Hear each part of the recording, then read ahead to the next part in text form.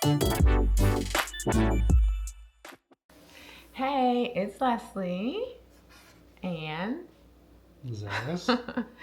and we are doing a NCL Encore Disembarkation video from our home in the future because that day was so chaotic that I did not video anything at all. So we are going to try to remember as well as we can what all happened because it's like 2 months later.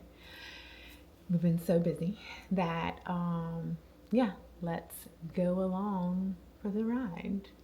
All right, so I do remember we woke up really early. If y'all recall from the last video, we got back on the ship at like 11 something and we went to sleep, had to wake up at 5 a.m. on Disembarkation Day. And we went to go to eat at Garden Cafe. They were supposed to open at 6. They were actually open before that. So we went, got a couple things, brought it back to the room, and we ate in the room.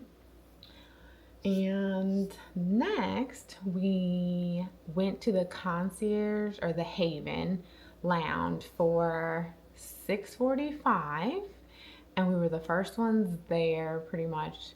And they immediately brought us down, so we like got off the ship in no time.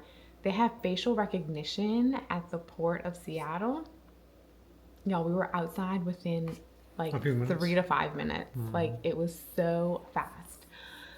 So our driver, was he already waiting out there for Yep. us? His Yeah. back door was open and everything. Oh right? yeah. So the guy that we had hired for our arrival day in Seattle is who we also booked ahead of time to bring us to the airport on our disembarkation day. So he was there waiting for us. We made it to the airport. Y'all, this airport, SeaTac, yeah, not my fave. Like, we've never had any issues. I guess we're so used to MSY New Orleans, like, I mean, was it under construction? They were doing something there. It seemed like things were like yeah. cordoned off, and it just seemed like I don't know. I don't know, like it wasn't, nothing was organized. And they would tell you to go to one place, but it's really not there. You have to go somewhere else. I don't know. So we arrived, okay, in New Orleans. We're used to going to the desk and they give us our boarding pass and our luggage tags and they take our luggage right there and then. Super quick, super easy, never have any issues. We also do a lot of direct flights, so we're not very well versed in connecting flights and all that kind of stuff. So we get to SeaTac and they tell us where to go, and it's like literal chaos. Like people everywhere, and everyone is just like, looks like they don't know what's going on. So we had already prepaid for our luggage. Mm-hmm. When we get there, they said you couldn't get your boarding passes, right? Right. Until you have your luggage tag. Well, also our boarding passes changed because the flights changed as well. True. Yes. So, Because our flight had been canceled and then we were rebooked for an earlier flight. So then we go to this kiosk to get our luggage tags, but it's saying you have to pay. Well, we already paid, so we don't want to pay again. So we go to the agent. He prints out our boarding passes so that we can go to this kiosk to scan them to get to the luggage scan tags. them to get the luggage tags. Again, it's saying that we have to pay. So we're like, okay, I guess this is the only way for us to get on this plane. So we pay. Ugh. Get our luggage tags. Y'all, the line to like drop off your luggage was like insanely long. Like I don't know. I guess our experience at like New Orleans, we always leave like first flight out, right? So we're not used to ever having any lines anywhere. So it was so crazy busy. So they tell us to go to another floor Because it's faster. because it's supposedly. faster. There's less people. So we go down the escalator, still lots of people. So Fail. I don't think it was any quicker. But anyways. So we drop off our luggage And now we make it to our gate. We get on the plane. While on the plane, we realize something. Now, this is on us as well because, again, we don't do a lot of connecting flights. Let me just say, the boarding passes that the guy printed out from his little tablet thing didn't have a whole lot of really specific information. It was very plain, like little. I don't know. It just wasn't like a normal boarding pass. Right. So it wasn't a whole lot of detail on it, I guess. But anyway, go ahead. True. We realized on the plane that our luggage tags say Philadelphia, not New Orleans. So that meant we would have to go get our luggage and recheck everything back in. So. Which shouldn't be the case.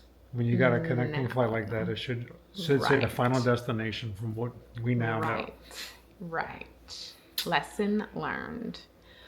So we get into Philly.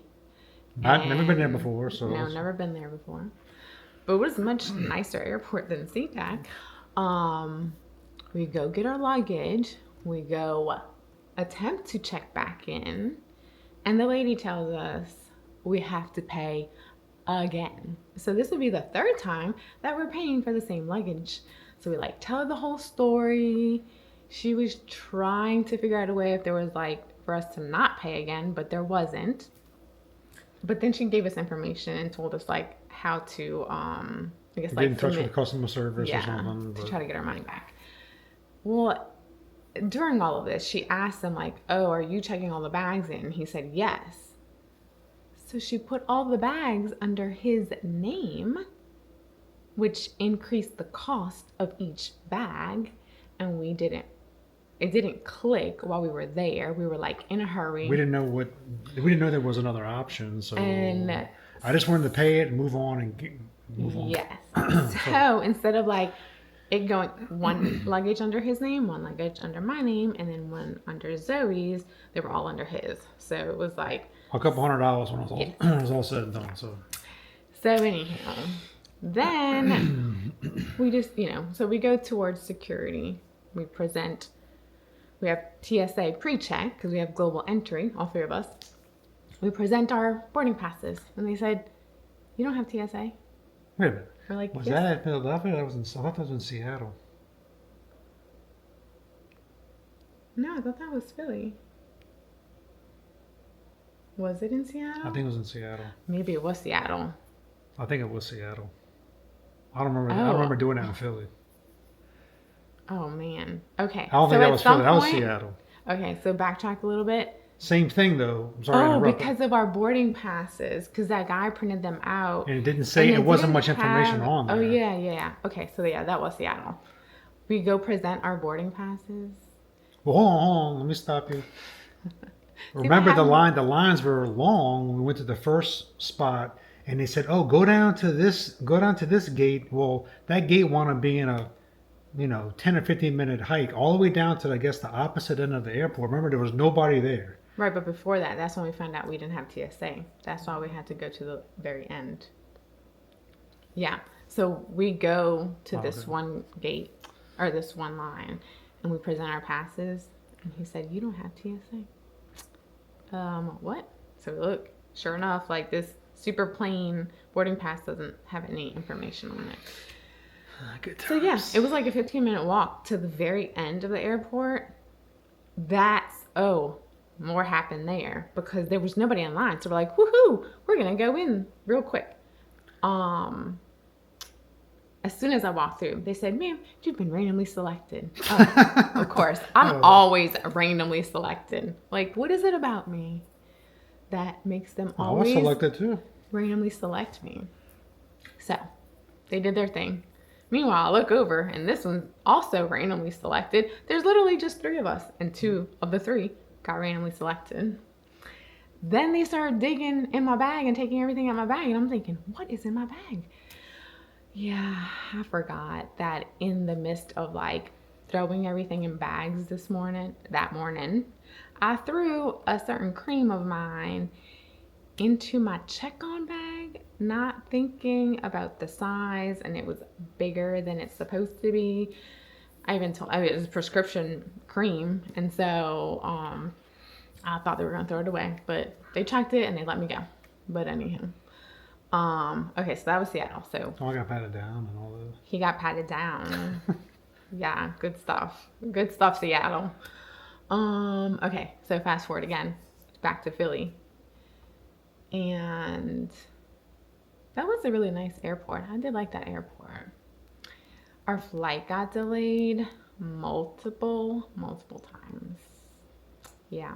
And then one flight attendant showed up, and then a little while later another one did, and then eventually the pilot showed up. And while we were waiting, that's when they also told us that like the plane is too small for everyone to have their carry-ons in the overhead bin. So if you have like a bag, a carry-on that's on wheels, you would have to be checking it in. You would have to come get a little tag at the desk, and they would be putting that bag underneath in the cargo space. Well, we had all our chocolate in there from Victoria, Canada, and all of the other kinds of things that would melt. So I started like kind of freaking out in my head. I'm like, oh my gosh, all my stuff is gonna melt. So I'm opening up my carry-on right there, switching things into my backpack, trying to shove stuff in all our bags. So yeah. So that plane was probably one of the smallest planes we've ever been on. Like, we've never really done like anything very small. So it was like 2 seats and 2 seats. And I mean, Zoe literally was like right there. The aisle was so narrow. And then when we were taxiing, when we were taking off, the flight attendant seat is like right in between Zoe and I. So she was like, we were like this, like, hey. We were in the last row, right? We were in the last row. Yes, for both flights. We've never been on the last row. Just know you cannot recline your seat back because the wall is there. So there was no getting comfortable. And it was like late at night. We were exhausted. We just wanted to sleep, but we had to like sleep or attempt to sleep sitting straight up. Yeah. So, but I will say, so originally when our flights got rescheduled, all 3 of our seats were different aisles, different seats. Like, we were not even sitting together. But the staff at the gates did do their best and were able to get all 3 of us sitting together. Which we really just wanted one person to be able to sit with Zoe. Like, we didn't want her randomly sitting between strangers and whatnot. So we just wanted one person to be able to sit with her. But so they did come through with that. I will give them that. So yeah, they did help. So they did get us all together. So that was nice. But I will say, I do want to go back to Seattle, the city. But maybe we need to just take a different airline to Seattle and see if it's different. We're just not a fan of American. Well, Alaska was good. Direct flight from New Orleans, that was fine. But anytime we take American, there's always a problem. And we understand there's problems, right now in the airline industry with all these changes and staff shortages and stuff like that. But even going back years of traveling, I mean, every time we've done American, there's always been an issue. So it's just not our favorite. It's not our first choice. We only did it because that's the only way we could get back home without spending the night like in the airport or taking an overnight, like a red-eye flight. So, anywho, so that's that. That's behind us now. We have moved on. But our next adventure, so excited because he surprised me with a trip on the NCL Escape, and it's just the 2 of us. And so he coordinated with my mama. And so yeah, so Zoe will be with my family while we go on a little vacay. It'll be coming up soon. And no flights to worry about. So. No flights. Oh yeah, so we also we're going out of New Orleans. It's the closest port to our home, so we call it our home port. So no hotels, no flights, literally just drive in and get on the ship and so less to worry about. And we will be staying in the Haven. So we're going to try the Haven again, but this time it's a courtyard room. So it's like right off the pool area. So we just want to see like the difference between when you're staying in Haven proper as opposed to Alaska when we were at the very back of the ship, which was fabulous, but it is a walk and you're not as close to all the Haven amenities. So we just wanted Give it a shot. yeah, to see what that would be like. So we are so thankful for all the wonderful comments over the last few months as we've been posting our videos, and you know, we love cruising, and we just want to share our experiences with others so that hopefully they can learn from our mistakes.